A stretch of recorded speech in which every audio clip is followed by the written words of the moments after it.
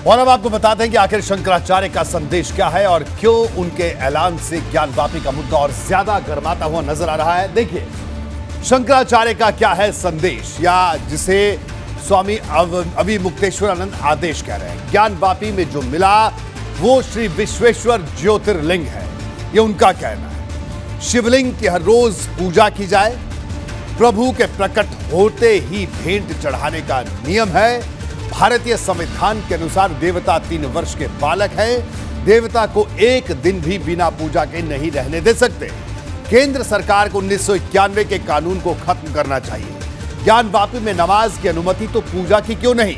ये तमाम बातें शंकराचार्य स्वरूपानंद सरस्वती कह रहे हैं। ज्ञानवापी वो मुद्दा है जिस पर सिर्फ प्रदेश ही नहीं बल्कि देश की नजर है। ऐसे में इसे लेकर किए गए हर ऐलान की अहमियत है। इसलिए अब हम आपको समझाते हैं कि स्वामी अविमुक्तेश्वरानंद क्या करने वाले हैं, उनकी रणनीति आखिरकार क्या है, क्या करने वाले हैं स्वामी अविमुक्तेश्वरानंद, इसको समझिए।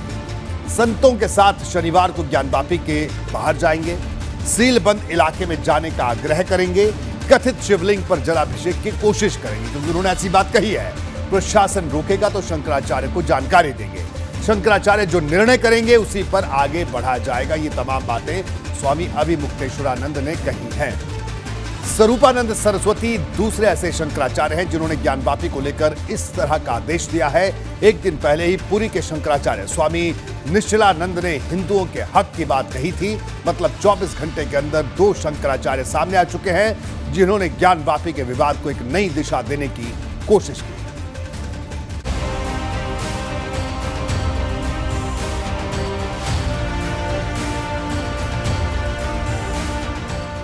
फिर से वो प्रकट हो गए हैं वैशाख की पूर्णिमा को, सोमवार के दिन।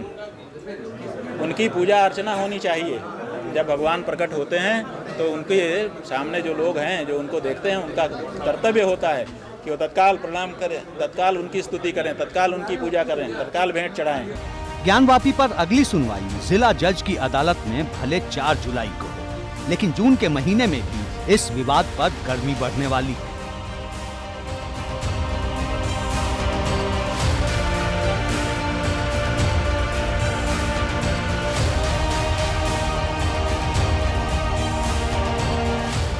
शंकराचार्य स्वरूपानंद सरस्वती के उत्तराधिकारी स्वामी अविमुक्तेश्वरानंद जब प्रेस कॉन्फ्रेंस में बैठे थे तो साथ में एक कंप्यूटर भी रखा था जिसमें देश की अलग अलग मस्जिदों के फव्वारे दिखाए और आखिर में ज्ञानवापी के कथित फव्वारे को दिखाकर उसे शिवलिंग बताया। इस डिजाइन का क्या मतलब है? इसका रंग अलग क्यों है? इसका रंग अलग क्यों है? और फिर इसके अंदर ये ईंट कहाँ से दिखाई दे रही है? क्योंकि ये तो पत्थर का है। आप ही कह रहे हैं कि पत्थर की डिजाइन है। सिर्फ शंकराचार्य स्वरूपानंद सरस्वती ही नहीं, पुरी के शंकराचार्य स्वामी निश्चलानंद ने भी बुधवार को वाराणसी पहुंचकर प्रेस कॉन्फ्रेंस की थी और वही बात दोहराई थी जो स्वामी अविमुक्तेश्वरानंद ने कही।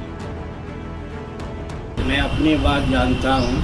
धार्मिक आध्यात्मिक क्षेत्र में सर्वोत्कृष्ट न्यायाधीश शंकराचार्य होते हैं और यह सिद्धांत उच्चतम न्यायालय को भी मान्य है। मुसलमान सज्जनों से हमारा अनुरोध है कि उनके पूर्वजों ने जो कुछ मानवाधिकार की सीमा का अतिक्रमण करके कदम उठाया उसको आदर्श न माने, मानवोचित स्नेह का परिचय देकर हमारे साथ मिलकर चले, रहीम और रसखान की शैली में अपने जीवन को ढालने का प्रयास करें।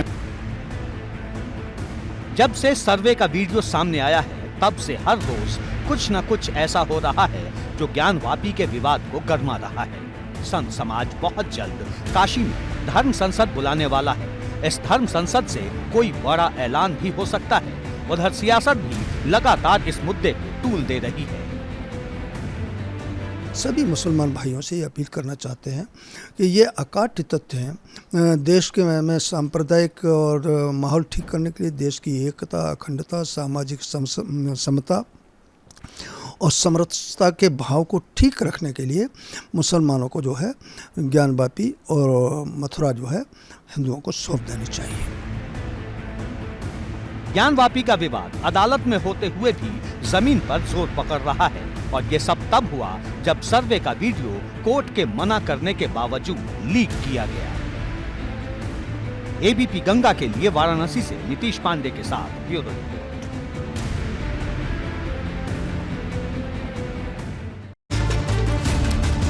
ज्ञानवापी के मुद्दे को गरमाने वाले बयान के साथ साथ जरूरी है ये जान लेना कि अब तक ज्ञानवापी के मुद्दे पर क्या हुआ। आपको विस्तार से पूरी जानकारी जल्दी से दे देते हैं। देखिए अब तक क्या क्या हो चुका है इस पर यह समझने की जरूरत है। जिला जज की कोर्ट में सुनवाई चल रही है। अगली सुनवाई 4 जुलाई को होनी है।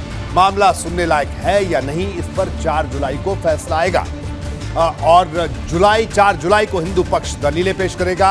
आदि विशेश्वर विराजमान का मामला फास्ट ट्रैक कोर्ट में है। फास्ट ट्रैक कोर्ट में सुनवाई 8 जुलाई को होगी। आदि विशेश्वर मामले में पूजा का अधिकार मांगा गया है। ये अब तक का ज्ञानवापी का अपडेट है। अब ज्ञानवापी की लड़ाई कानूनी तौर पर लड़ी जा रही है। ऐसे में इस मामले को अदालती तारीखों के हिसाब से भी जान लेते हैं। अधिकार चाहिए तो कोर्ट जाइए। अब तक कई लोगों ने पूजा के अधिकार की मांग की है। सबसे पहले 5 महिलाओं ने वाद दायर किया था। 17 अगस्त 2021 को सिविल कोर्ट में वाद दायर हुआ था। शिवलिंग के दावे के बाद 2 नई याचिकाएं दाखिल हुई। निर्मोही अखाड़ा की तरफ से पूजा के अधिकार की मांग भी हुई। हिंदू सेना के प्रमुख विष्णु गुप्ता ने भी पूजा का अधिकार मांगा।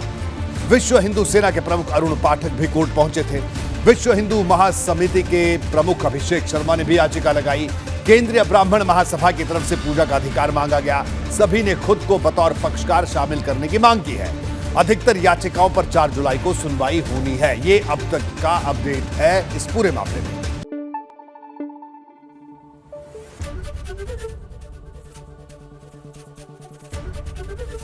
एबीपी गंगा, खबर आपकी, जुबान आपकी।